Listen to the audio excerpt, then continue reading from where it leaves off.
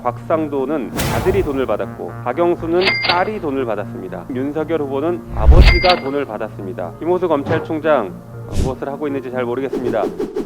김영민 TV.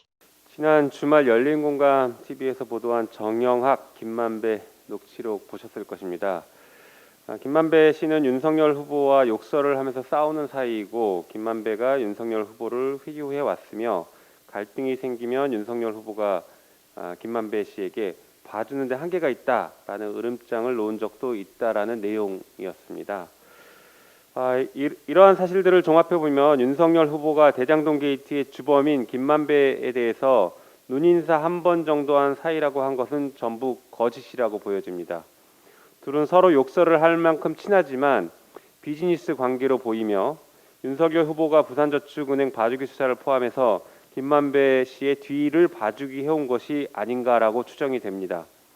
반면 대장동 사업의 핵심 인물 중 한 명인 남욱 변호사는 12년이나 이재명 후보를 찔러봤으나 씨알도 안 먹힌다라고 진술한 사실이 있습니다. 화천대유 고문인 이경재 변호사는 화천대유는 이재명과 상관없다. 이재명 지사를 싫어하지만 엎어 씌우려 하면 안 된다라고 했습니다. 도대체 누가 누구를 대장동 게이트의 공범이라고 지적하는지 알 수가 없습니다.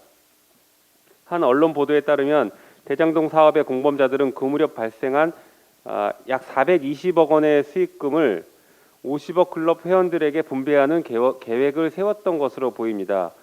윤석열 후보의 부친 소유의 연희동 주택은 2019년 4월 30일 매매 계약이 체결됐습니다. 문제는 연희동 집 매매가 이 수익금 분배 시점과 절묘하게 맞아떨어진다라는 것입니다. 윤석열 후보의 부친 소유 주택 매수자가 김만배의 누나임은 이미 널리 알려진 사실입니다. 국민의힘 전 의원 곽상도는 아들이 돈을 받았고 박영수는 딸이 돈을 받았습니다. 자녀가 없는 국민의힘 윤석열 후보는 아버지가 돈을 받았습니다. 물론 매매 계약을 통해서 받았습니다. 돈을 받은 명목은 다 다르겠지만 이게 우연은 아닐 것이라고 보여집니다. 곽상도는 구속되었고 박영수는 지난 1월 검찰로부터 2차례 소환 조사를 받았습니다. 그런데 이 중 윤석열은 그 어떤 조사도 받지 않은 채 어렵게 열린 대통령 후보자 토론에서는 엉뚱한 사람을 잡고 대장동 공세를 멈추지 않고 있는 적반하장 태도를 보여왔습니다. 석연치 않은 윤석열 후보 부친 자택 매도, 이것이 뇌물이 아님을 누가 확신할 수 있겠습니까? 이런 자들이 뭉쳐서 검찰개혁을 반대하고 자신들의 이익을 지키기 위해 윤석열을 대통령 후보로 내세웠습니다. 윤석열 후보는 결코 국민의 삶에 관심이 없고 기득권자들의 이익 지키기에 종사하는 허수아비가 될 것입니다.